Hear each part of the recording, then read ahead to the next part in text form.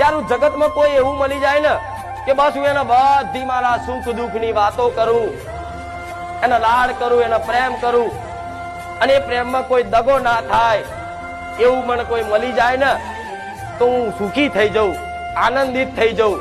જે તમારા દુઃખની કદર કરે, તમારી વાતને સમજે, એવું જગતમાં એક જ હોય ને તો તમારી કુળની માતા, કે જે તમારા દુઃખનો મજાક કરે.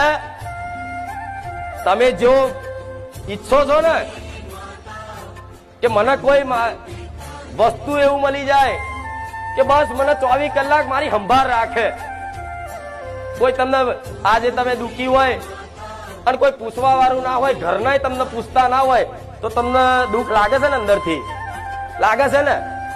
હારું, મને કોઈ પૂછતું નહીં, મારી બાજુ કોઈ જોતું જ નહીં, બધા સ્વાર્થી છે.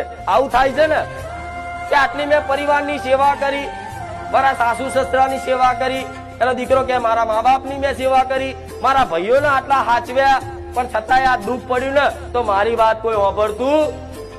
તારે તમે અંદર અંદર મૂંઝાવશો.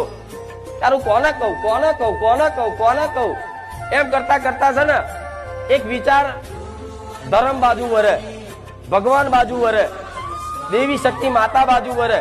તારું હવે માતા મારું હોભરે તો મારું ભલું થાય. નકર જગતમાં ના સંસારમાં છે ને બધી જગ્યાએ મેં રાડો પાડી પાડીને કીધું કે હું દુઃખી છું, હું દુઃખી છું, પણ મારા દુઃખની કોઈએ કદર કરી